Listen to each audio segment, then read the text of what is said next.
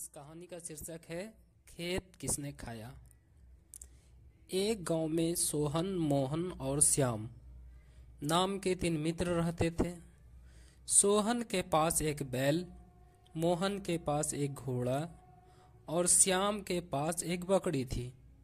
उसी गांव में उमा नाम के एक व्यक्ति था जो खेती करके अपना जीवन यापन करता था। एक दिन दूर से आते हुए उमा ने देखा कि उसके खेत में कोई जानवर उसकी फसलें बर्बाद कर रहा है। जब तक उसने आवाज लगाई, वह जानवर उसकी खेत पूरी तरह से तहस नहस कर चुका था। पूरे गांव में सिर्फ मोहन, सोहन और श्याम ही जानवर पाला करते थे। इसलिए उसे लगा, हो न हो इन तीनों में से ही किसी के जानवर ने मेरी खेती की बर्बादी की है। उसने एक एक कर तीनों के पास जाकर शिकायत की और अपने फसल का हर्जाना मांगा, पर तीनों ने उसे यह कहकर मना कर दिया कि खेत उसके जानवर ने नहीं बर्बाद किए। थक हार कर उमा ने इसकी शिकायत मुखिया के पास की तथा मुखिया से इसका इंसाफ करने की गुजारिश की।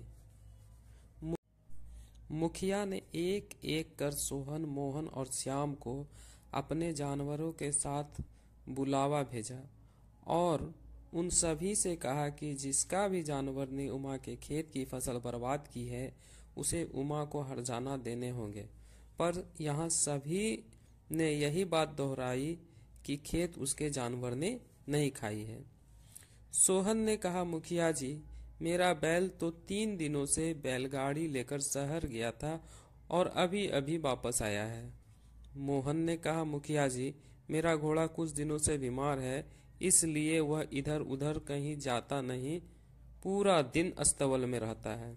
श्याम ने कहा, मुखिया जी, मेरा बकरी कभी किसी के खेत में जाता ही नहीं, इसलिए उमा के खेत को चरने का कोई सवाल ही नहीं उठता।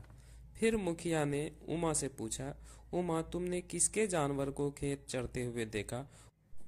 उमा ने कहा, हुजूर, मैं अपने खेत से काफी दूर था, इसलिए साफ साफ तो नहीं, लेकिन देखा कि 2 सींग वाला कोई जानवर था। मुखिया ने सोचा, सींग तो बैल के भी होते हैं और बकरी के भी होते हैं। मुखिया ने पूछा, और क्या देखा? उमा ने लहजे में अब जवाब दिया, हुजूर, जब मैंने आवाज लगाई तो उस जानवर को बड़ी पूंछ हिलाकर भागते देखा।